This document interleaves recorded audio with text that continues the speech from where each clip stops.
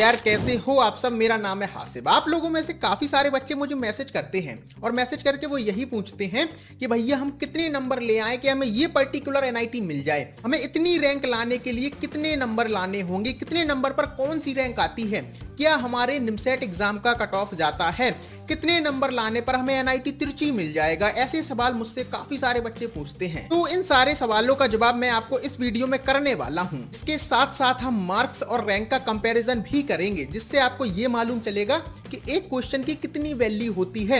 एक क्वेश्चन जो आप गलत कर देते हो, आप सोचते हो कुछ भी नहीं होगा, तो आपको इस वीडियो को देखने के बाद समझ में आएगा कि एक क्वेश्चन की कितनी वैल्यू है। तो आप इस वीडियो को आखिरी तक जरूर देखना। हम इस वीडियो को स्टार्ट करते हैं। तो सबसे पहले हम बात करते हैं निमसेट एग्जाम का कट ऑफ कितना जाता है, और इसका जवाब एकदम सिंपल सा है। हर साल आपका निमसेट एग्जाम होता है, तो कभी होता है आपका पेपर आसान आ जाए, कभी होता है आपका पेपर डिफिकल्ट आ जाए। तो जब भी आपका पेपर डिफिकल्ट आता है तो बच्चे कम क्वेश्चंस को अटेम्प्ट करते हैं, और जब वो कम क्वेश्चंस को अटेम्प्ट करते हैं तो आपका कट ऑफ भी कम जाता है। इसके अलावा जब आपका पेपर इजी आ जाता है या मीडियम आ जाता है तो उस टाइम पर बच्चे ज्यादा क्वेश्चंस अटेम्प्ट करते हैं, और बच्चे जब ज्यादा क्वेश्चंस अटेम्प्ट करेंगे तो सीधी सी बात है बच्चों के स्कोर भी ज्यादा आएंगे, जिस वजह से कट ऑफ भी बढ़ जाता है। और कट ऑफ की एक सिंपल सी डेफिनेशन होती है कि वो कम से कम नंबर जिस पर आपको एनआईटी मिल जाए वो आपका कट ऑफ है। तो ये कट ऑफ होता है। तो कट ऑफ में ऐसे नहीं बोल सकता कि 400, 300, 500 या 450, ऐसा नहीं है। पेपर टू पेपर आपका कट ऑफ डिपेंड करेगा। जैसा आपका पेपर आएगा वैसा ही आपका कट ऑफ जाता है। और इसके अलावा कट ऑफ के साथ साथ क्या आपके लिए एक सेफ स्कोर होता है, यानी कि आप कितने नंबर ले आओ कि आपको टॉप एनआईटी मिल ही जाएगा, तो वो मैं आपके साथ इस वीडियो के आखिरी में जरूर शेयर करूंगा। अब हम मार्क्स और रैंक के कंपैरिजन की तरफ बढ़ते हैं, और यहां पर आपको अब समझ में आएगा कि एक एक क्वेश्चन की कितनी वैल्यू होती है और कितने नंबर पर कितनी रैंक आ जाती है। इस वीडियो में मैं आपके साथ निमसेट 2025 का डेटा शेयर करने वाला हूं, यानी कि 2025 में बच्चों की जो रैंक्स आई और जो मार्क्स आए वो सारा डेटा मैं आपको यहाँ पर अब बताने वाला हूँ। और जो आपका निमसेट 2025 का पेपर था वो 2024 के कंपैरिजन में थोड़ा डिफिकल्ट था, जिस वजह से यहाँ पर जो फर्स्ट रैंकर है उसके नंबर लास्ट ईयर के कंपैरिजन में कम है। यानी कि 2024 में जिस बच्चे की फर्स्ट रैंक आई थी उसके नंबर ज्यादा थे, लेकिन 2025 में जिस बच्चे की फर्स्ट रैंक आई है उसके नंबर कम है। तो अब मैं आपको मार्क्स और रैंक्स दिखाना स्टार्ट करता हूं। और ये 2025 का डेटा है। जिसकी फर्स्ट रैंक आई है उसके नंबर हैं 640, और जिसकी सेकंड रैंक आई है उसके नंबर हैं 634.5, जिसकी 10th रैंक आई है उसके नंबर हैं 592.5, जिसकी 30 रैंक आई है उसके नंबर हैं 532। अब यहाँ पर आपको देखकर ये समझ में आ रहा होगा कि जो रैंक का डिफरेंस है, यानी कि अगर आप जिसकी फर्स्ट रैंक देखो और जिसकी आप 10th रैंक देखो तो उसमें नंबर्स के बीच में काफी बड़ा डिफरेंस है। ऑलमोस्ट 48 नंबर का डिफरेंस है पहली रैंक में और 10वीं रैंक में। लेकिन जैसे जैसे आप नीचे की तरफ आओगे तो वहां पर आपको ये देखने को मिलेगा कि एक एक नंबर पर 10-10, 20-20, 30-30 बच्चे आ जाते हैं। तो अगर आप टॉप पर देखोगे तो टॉप पर कुछ एक्स्ट्रा ऑर्डिनरी बच्चे होते हैं जो ज्यादा से ज्यादा स्कोर कर लेते हैं। तो यहाँ पर आपको बहुत ज्यादा डिफरेंस दिखता है नंबरों के बीच में। तो अब यहाँ पर देखो, जिसकी 30 रैंक है और जिसकी 52 रैंक है, यानी कि रैंक में डिफरेंस है कितने का, 22 का, और नंबर में डिफरेंस देखो केवल 27 नंबर का। अब यहाँ पर आप एक बात समझो, 27 नंबर का डिफरेंस होने पर आपकी रैंक कितनी हो गई, 30 से डायरेक्ट 52 हो गई, और नंबर का डिफरेंस कितना है, 27। यानी कि अगर आपने मैथ के 2 क्वेश्चन गलत कर दिए तो आप डायरेक्ट तिरची से इलाहाबाद आ गए। और जब मैं ये बोल रहा हूं कि आपने 2 क्वेश्चन गलत कर दिए, इसका मतलब ये है अगर आप उस क्वेश्चन को राइट करते तो आपको 12 नंबर मिलते, लेकिन जब आपने उस क्वेश्चन को रॉन्ग किया तो 12 नंबर तो वो चले गए जो आपके आने वाले थे। इसके अलावा 3 नंबर आपके माइनस मार्किंग में चले गए। तो ये 27 नंबर 2 क्वेश्चन मैथ के गलत करने पर आपके इतने नंबर कम हो जाएंगे, और इतने नंबर कम होने पर आपका जो ड्रीम कॉलेज है एनआईटी तिरची, उससे नीचे आ जाओगे आप तुरंत दूसरे कॉलेज पर। तो अब यहाँ पर आपको समझ में आई होगी क्वेश्चन की वैल्यू। अभी हम और नीचे आएंगे और फिर आपको समझ में आएगा कि एक एक क्वेश्चन की कितनी वैल्यू है। अगर आपने मैथ का एक क्वेश्चन गलत नहीं किया होता तो हो सकता है आपको कॉलेज मिल जाता। कई बार बच्चों के साथ ऐसा होता है कि उन्होंने एक क्वेश्चन गलत कर दिया, उनके 15 नंबर चले गए, और उस 15 नंबर के चक्कर में हो सकता है उनको कॉलेज भी ना मिले। जब आप नीचे की रैंक के देखोगे तब आपको ये समझ में आएगा। अब जिसकी 52 रैंक है उसके 505 मार्क्स हैं, जिसकी 81 रैंक है उसके 485 मार्क्स हैं, जिसकी 110 रैंक है उसके 470 नंबर हैं। अब आप यहाँ पर डिफरेंस देखो, आप AIR 52 वाले को देखो और AIR 110 वाले को देखो, नंबर में कितने का डिफरेंस है, 35 का। और यहाँ पर आप रैंक में देखो कितने का डिफरेंस है, पूरा का पूरा 58 रैंक का डिफरेंस है। इसके बाद और आगे बढ़ते हैं, जिसकी 146 रैंक है उसके 457 नंबर हैं, जिसकी 192 रैंक है उसके 444 नंबर हैं। अब यहाँ पर हम कंपैरिजन करते हैं 146 रैंक वाले का और 192 रैंक वाले का। टोटल नंबर में कितने का डिफरेंस है? 13 नंबर का, केवल 13 नंबर का। और 13 नंबर कम होने पर उसकी रैंक आ गई है सीधे 146 से 192। आप समझ रहे हो? आप तीसरे कॉलेज से डायरेक्ट चौथे या पांचवें कॉलेज पर चले जाओगे।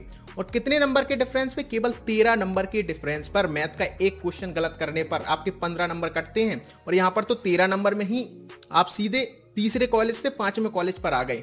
अब यहां पर आप एक क्वेश्चन की वैल्यू देखो। बच्चे वैल्यू नहीं करते। बच्चे क्या करते हैं, जब निमसेट एग्जाम की प्रिपरेशन कर रहे हैं, टेस्ट में एक क्वेश्चन गलत हो गया, बुक का कोई क्वेश्चन गलत हो गया, अरे छोटी सी गलती है, अगली बार सुधार लेंगे। वो गलतियां नहीं सुधरती। जो गलतियां आप प्रिपरेशन के दौरान करते हो, वही सेम गलतियां आपके एक्चुअल पेपर में होती हैं। उनको आपको सुधारना पड़ता है। और वो चीजें कैसे सुधरती हैं? वो ज्यादा से ज्यादा टेस्ट देकर सुधरती हैं। क्योंकि आपको टेस्ट देते टाइम क्या आता है वो तो जरूरी है ही, उसके अलावा उस चीज को पेपर में इंप्लीमेंट करना जरूरी है। और वो चीज आती है टेस्ट दे देकर। पेपर का प्रेशर हैंडल करना बहुत बड़ी चीज होती है। बहुत सारे बच्चों को नहीं आती है, क्योंकि वो टेस्ट ही नहीं देते। उनको ये लगता है हम टेस्ट देंगे, हमारे नंबर कम आएंगे, हम डीमोटिवेट हो जाएंगे। ये वही बात हो गई कि आपने आंखें बंद कर ली और आपको लग रहा है दुनिया का कोई भी इंसान को अब आप नहीं दिख रहे हो। आपके आंखें बंद करने से केवल आपको दिखना बंद होता है, दुनिया को नहीं। तो इसलिए आपको टेस्ट जरूर देने हैं, वरना सेम गलतियां आप एक्चुअल पेपर में करोगे और आपका पेपर बर्बाद होगा। और टेस्ट केवल मॉक एग्जाम नहीं होते कि आप लास्ट में सीधे मॉक एग्जाम दे रहे हो। आपको स्टार्टिंग से टॉपिक वाइज टेस्ट जरूर देना है। जब भी आप कोई टॉपिक पढ़ते हो, साथ के साथ वीक के एंड में उसका टेस्ट दो। तो इसलिए आप एक टेस्ट सीरीज जरूर परचेस कर लेना। और अगर आपको टेस्ट सीरीज को लेकर थोड़ी सी भी कंफ्यूजन है तो आप मुझे मैसेज कर सकते हो। आपको मेरा व्हाट्सएप नंबर डिस्क्रिप्शन में मिल जाएगा, जहां पर मैं आपको बता दूंगा किस कोचिंग की टेस्ट सीरीज आपके लिए बेस्ट रहेगी। इसके बाद हम और आगे बढ़ते हैं। जिसकी 263 रैंक है उसके 427 नंबर थे। जिसकी 378 रैंक है उसके 405 नंबर थे। अब आप यहां पर देखो, 263 रैंक है जिसकी, उसके 427 नंबर। जिसकी 378 रैंक है उसके 405 नंबर। कितने का डिफरेंस आया? केवल 22 नंबर का डिफरेंस है दोनों में। और रैंक में डिफरेंस आ गया 115 का, यानी कि आप 115 रैंक उससे नीचे आ गए केवल 22 नंबर कम होने पर। और 22 नंबर कैसे कम होते हैं? आप एक मैथ का क्वेश्चन गलत कर दो, एक रीजनिंग का क्वेश्चन गलत कर दो, आप 22 नंबर नीचे आ जाओगे। तो आप समझ रहे हो? और ये डिफरेंस है ना, जो आपका दूसरा बच्चा है जिसकी यहाँ पर 378 रैंक है, अगर ये जनरल कैटेगरी का बच्चा है ना, तो हो सकता है इसे एनआईटी भी ना मिले। क्योंकि आपको अभी एक चीज नहीं मालूम होगी कि आपको ये तो मालूम है कि 1000 के ऊपर टोटल सीट्स हैं एनआईटीज के अंदर, और जो ट्रिपल आईटी है उनको मिलाकर। लेकिन एक सीट मैट्रिक्स होता है जिसमें रिजर्वेशन वाली सीट होती हैं, ओबीसी वालों के लिए अलग होती हैं, एससी एसटी वालों के लिए अलग होती हैं, और जो ओपन कैटेगरी होती है, जो जनरल वाले बच्चे होते हैं, उनके लिए बहुत ही लिमिटेड सीट्स होती हैं।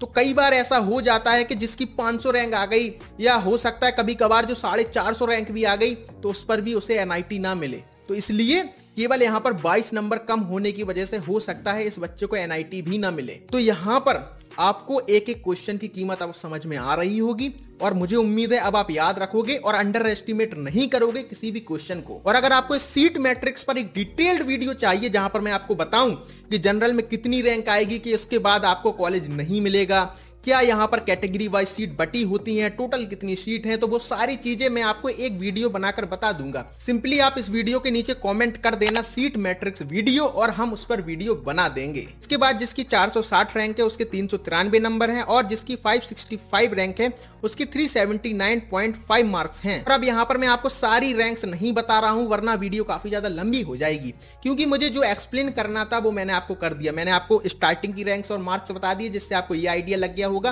कि टॉप 100 में रैंक लाने के लिए कितने नंबर लाने होते हैं, कितने नंबर पर ऑलमोस्ट आ जाती है रैंक, वो सारा आपको समझ में आ गया होगा। इसके अलावा आपको और डिटेल में बहुत सारी रैंकें और मार्क्स का कंपैरिजन करना है, तो ये शीट जो है ना, वो मैं आपको हमारे टेलीग्राम चैनल पर दे दूंगा, जहां पर मैं आपको और ज्यादा रैंक्स और मार्क्स वहां पर दिखाऊंगा, जो मैंने आपको इस वीडियो में दिखाए हैं उससे भी ज्यादा।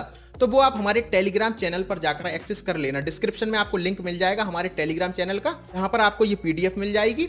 इसके अलावा आपको वहां पर बहुत सारी चीजें मिलेंगी। अगर आप सेल्फ स्टडी कर रहे हो या नहीं भी कर रहे हो सेल्फ स्टडी, आप कोचिंग से पढ़ रहे हो, तब भी आपको वहां पर प्लेलिस्ट मिल जाएंगी जहां से आप सिलेबस कवर कर सकते हो। आपको मेरे नोट्स मिल जाएंगे, आपको बुक्स पीडीएफ फॉर्मेट में मिल जाएंगी।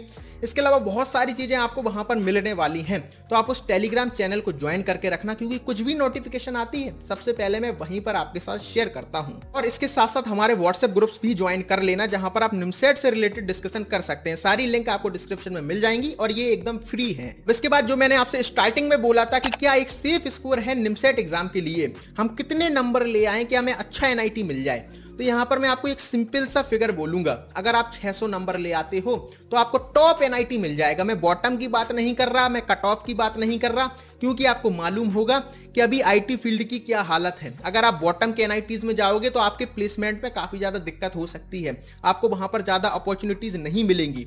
तो इसलिए आपको हमेशा टॉप के जो एनआईटीज हैं उनको टारगेट करना है, और टॉप के एनआईटीज में पहुंचने के लिए आपका पेपर कितना भी इजी क्यों ना आ जाए, अगर आप 600 नंबर ले आते हो तो आपको 100% टॉप 3 एनआईटी में से कोई ना कोई मिल जाएगा। और अगर पेपर डिफिकल्ट आता है तो इससे भी कम नंबर पर मिल जाएगा। तो 600 नंबर आपके लिए एक सेफ स्कोर है एक टॉप एनआईटी तक जाने के लिए। तो यार मुझे उम्मीद है इस वीडियो को देखने के बाद आपको आपके सारे सवालों के जवाब मिल गए होंगे। अगर आपके दिमाग में अभी भी कोई सवाल आ रहे हैं तो कॉमेंट सेक्शन में जरूर लिखना, हम उस पर भी वीडियो बना देंगे। और यार ये डेटा कलेक्ट करने में काफी ज्यादा एफर्ट्स लगते हैं और टाइम भी लगता है, लेकिन आपके एफर्ट्स नहीं लगेंगे इस वीडियो को लाइक करने में। तो यार इस वीडियो को लाइक जरूर कर देना, और अगर आपने अभी तक हमारे इस चैनल को सब्सक्राइब नहीं किया है तो कर लो।